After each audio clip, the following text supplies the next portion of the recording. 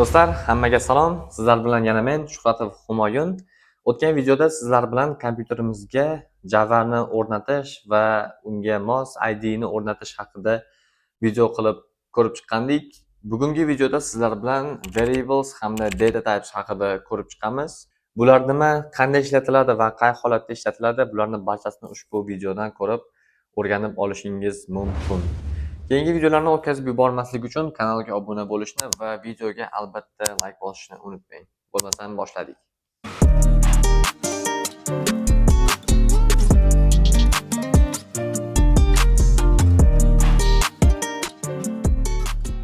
Xo'p, birinchi o'rinda variable nima? Variable bu xotirada ma'lumot saqlash uchun ajratilgan joy. Misol uchun ushbu kodni ko'ramiz.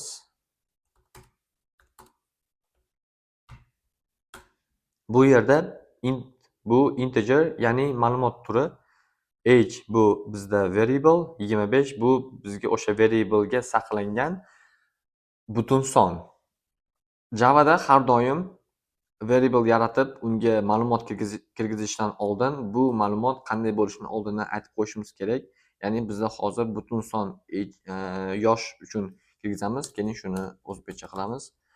Yosh 25. Butun son mana shu variable ni ichiga qo'shyapmiz va buni oldindan biz ma'lumot turini oldindan belgilab qo'yapmiz integer deb. Keyingisi double, ya'ni o'nlik son. Xo'p, bunga biz bitta variable beramiz. Narx 12,5. Bu bizda o'nlik son, ya'ni qiymat va bu bizda variable va mana shu qiymatni mana shu variable ni ichiga saqlab qo'yapmiz va buni turi bizda double, ya'ni o'nlik sonni o'z ichiga oladi. Va undan keyingi bizda ma'lumot turi bu string, ism,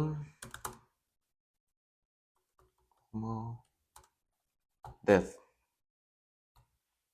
E'tibor bering, bizda string katta harfda capital letter, ya'ni boshida katta harfdan boshlanadi va bunga berilgan qiymat bizda qo'shtirnoq ichida yoziladi va bu qo'shtirnoq ichiga xohlagan so'zingizni kiritishingiz mumkin va bu yerda bitta narsaga e'tibor beramiz.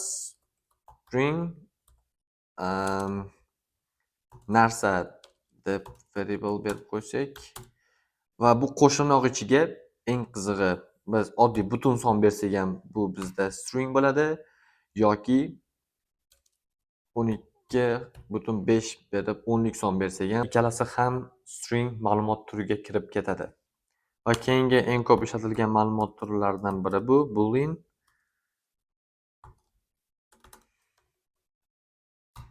Va bu o'zining ichiga true yoki false qiymatlarini ichiga oladi. Ya'ni to'g'ri yoki noto'g'ri degan. Java bu statically typed til, ya'ni har bir o'zgaruvchi, ya'ni variable aniq bir turga ega bo'ladi. Misol uchun quyidagi kod xato hisoblanadi.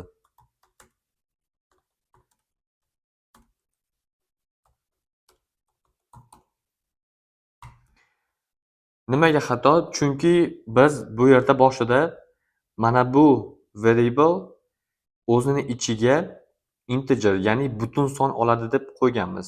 Lekin bu yerda biz string ma'lumot turini ichiga qo'yib qo'yapmiz. Bu ikkalasi birdaniga kela olmaydi. O'shaning uchun agar boshida integer deb siz variable ochgan bo'lsangiz, bu yerga doim siz butun son qo'yishingiz kerak yoki double deb ochgan bo'lsangiz, bu yerga siz o'nlik son qo'yishingiz kerak. Agar string qo'ygan bo'lsangiz, bu yerga siz o'sha ikkita qo'shtirnoq ichida xohlagan so'zingizni yozib qo'yishingiz mumkin.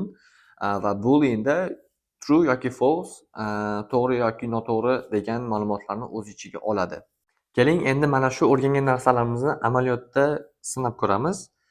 Birinchi o'rinda biz integer yosh, meni yoshim 22 da butun son kiritamiz. String ism Humoyun. Keyingisi double GPA bu o'sha universitetdagi sizni baholash sistemasi hisoblanadi.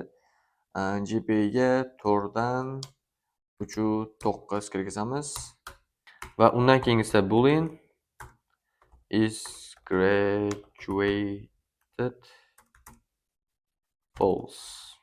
Hali bitirmaganman. Xo'p.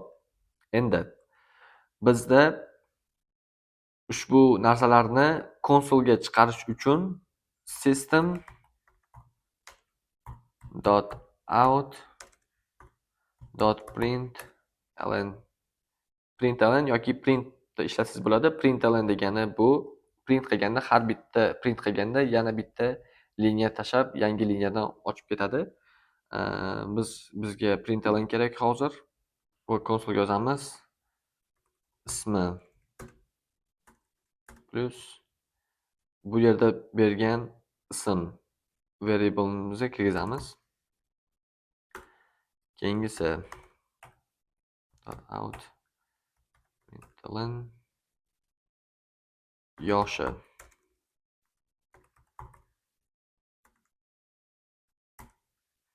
yoshni kirgizamiz.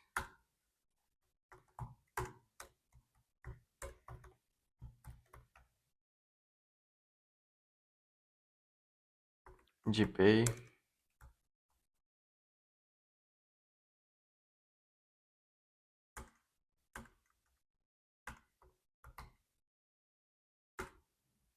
va oxirgisi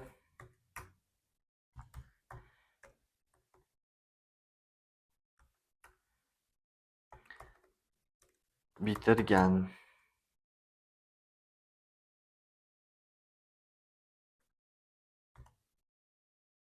Graduated. Ana endi ushbu kodimizni run qilsak, ismi Humoyun, yoshi 22 da, GPA 3.9, bitirgan false.